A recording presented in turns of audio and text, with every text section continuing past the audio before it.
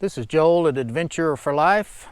The last few weeks we've been doing some just kind of miscellaneous adventures, some of which I had done several years back. But it's time for another, I'll call it major adventure that I'm getting ready to embark on. I'm going to do a cross-country trip that I've been wanting to do for a long time. So I'm going to drive all the way up to the far northeast corner of Maine, and then drive from there to the far southeast corner of California, which is basically San Diego. And what I'm going to do along the way is, see various points of interest and whatnot. And I'm sure some of you are familiar with this program on the Food Network called Diners, Drive-Ins, and Dives. I'm going to try to hit as many of those along the way as I can, just because I think it'll be fun. So there's multiple aspects to this trip. One is to do the trip, to see the points of interest. So the things I'm going to see are Mount Washington in New Hampshire. I'm going to go to Niagara Falls. I'm going to go to the Pro Football Hall of Fame in Canton, Ohio. Let's go to Branson, Missouri. Drive across the panhandle of Oklahoma. I grew up in Texas and been in Oklahoma a bunch of times, but never been in the panhandle, so I'm going to drive across that. Go to Durango, Colorado, Four Corners. I'll go through the Joshua Tree National Forest in California and then end up, I think, at the San Diego Zoo. So that's kind of what the plan is. I'm going to leave from the southeast, so leave from Atlanta. And on the way up to Maine, I'm going to go up the Blue Ridge Parkway, the Cherry Hollow Skyway, Foothills Parkway. I'm going to drive on the Tail of the Dragon, which is famous for the motorcycle guys. Maybe do the Taconic Parkway in New York. So try to have some fun and do some interesting things on the way up, and I'll video some of that. Also, and I think you can see right here, that is the car I'm going to drive. So when I was a kid, my second car, and I think I had it when I was 16, my first car didn't last very long, I got a 1974 Oldsmobile Cutlass Supreme, and I drove it for, probably 8 years would be my guess, until I finally just ragged it out because I was a pretty aggressive driver and had to get rid of it. But I love the car and always wanted to get another one, and probably about 10 years ago I went looking around and was able to find this car. Now, it was not that color when I bought it, but the color that you see on this car, and I'm going to do a little walk around of it in a second, but that's the car, the color my car was when I was, the one I had when I was a kid. So I'm going to drive it. It's a 74. Next year is 2024, so I'm going to call this its 50th anniversary drive, cross-country drive. Probably a 20, 25 day trip. I'm not going to be in any big hurry. Won't be driving on the interstate any more than I absolutely have to. So if any of you watch the motorcycle videos I did when I went out to Washington and Idaho and did the BDRs, one of the things I did on the way out there was not drive any interstates. Really enjoyed that, getting off the main roads and kind of seeing the countryside a little bit better. So again, this is a 1974 Oldsmobile Cutlass Supreme. The classic years for the Cutlasses were from 1965 to 1972. And so this is not one of the classic years. But again, love the car, love the shape of it. Again, I bought this one about 10 years ago. It was in pretty good shape when I bought it, but I did a full restoration on it. It was not a full frame off, but all of the body panels came off, the entire interior came out, and I basically restored it to a hot rodded version of what I had when I was a kid. So same colors, interior and exterior, but got a lot higher horsepower engine and a lot of other features on this thing that I had done to it. Took about 8 years to get this thing restored. So I got, probably it was done probably just within the last couple of years. And in fact, I've still done a few modifications to it since then, which I'll talk about in a second. The color's called Cinnamon.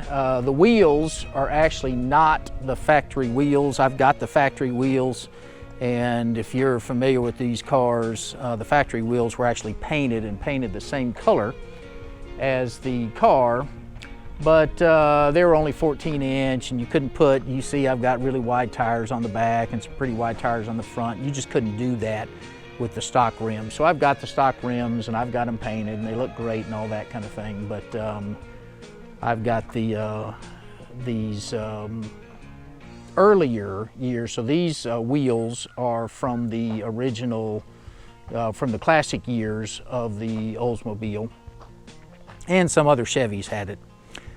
You see in the middle of the wheel there, I'll get real close here, that is the rocket symbol. So this was an Oldsmobile, the engine was a Rocket 350, and so you're going to see rocket symbols in a variety of places. But so let's take a look at the interior first. Okay, so here's a look at the interior. This thing's got power windows, which is nice. The interior color is called saddle. Obviously those gauges down there are aftermarket, but I put them on there just because I wanted to be able to tell what was going on with the motor, better than just what they call the idiot lights. It's, I think I said saddle. So one of the things what I loved about this car originally was that kind of pattern on the seats. You don't see that very often. In fact, it took a full year to get high enough on a priority list there are apparently only 2 companies in the United States that do that kind of embossing, and it took them a year to get to my seats. The seats look leather, but they're vinyl. Had the dash painted. That's probably about it. Amazingly, this shift knob right here, this is a automatic transmission, even though it's got the shifter on the floor, but that shift knob, I just bought that about a month ago, and somebody had a brand new one from the factory. It's amazing that things like that are still around. So I guess that's about it. I do have a high-end stereo in this thing, but it's in the glove box. It's hidden back there, so there's no sense in talking about that.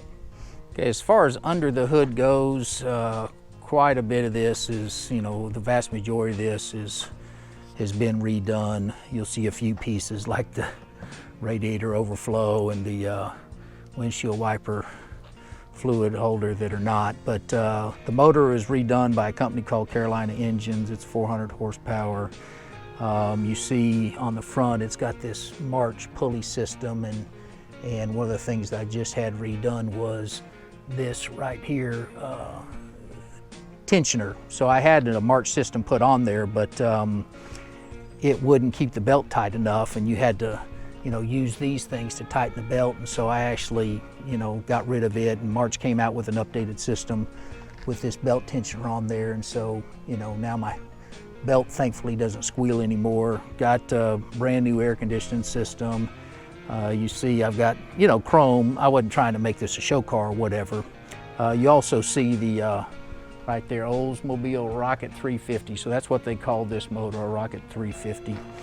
Got the brake master cylinder that's chromed. Got a heavy duty hydraulic. So I've got hydraulic brakes on this thing. So I've got a big hydraulic pump and reservoir there to handle the power steering, obviously, and the brakes. This thing has got a coilover suspension. Let's see if I can, there's the suspension there. I don't know if you can tell, but it's got coilovers. So I've got an airbag system from a company called Airlift, and it's really nice because, I want the thing to be jacked up a little bit. And, I put air shocks on it to begin with, but the air shocks just didn't really cut it. They would lose their pressure and all that kind of stuff, and I was always fooling with them. So I bought a system from, again, this company called Airlift, and so I can set exactly what the rake of the car is, what the tilt of the car is. It's got an onboard compressor, so I can set it and say, hey, I want 20 pounds of pressure, 24 pounds of pressure, whatever it is that I want to get the angle that I'm looking for. And every time I start the car, it'll check to see what the pressure is, and if it's not right, it'll crank up the onboard compressor and get it going. I mentioned the rocket earlier. Again, there's the rocket symbol on the wheels, and then there's the rocket symbol on the side there. So anyway, that's the car. I bought it with the odometer showing about 3,500 miles on it. I'm sure it was 103,000 miles. I've put about 15,000 miles on it. I drove it from the southeast to Texas one time and back. So it's, you know, it's had some miles put on it, but this is going to be a 7,000 mile trip. And so, you know, it's really going to get exercised. So again, looking forward to the trip. I think it's going to be interesting for any of you that like to do these kind of long trips or whatnot. Again, I'm going to hit some points of interest, several of the places I've been before, but looking forward to seeing them again. And looking forward to taking the Cutlass and celebrating its 50th anniversary and just having a good time, eating some good food along the way. And I hope you'll have some interest in it. See you out there on the road.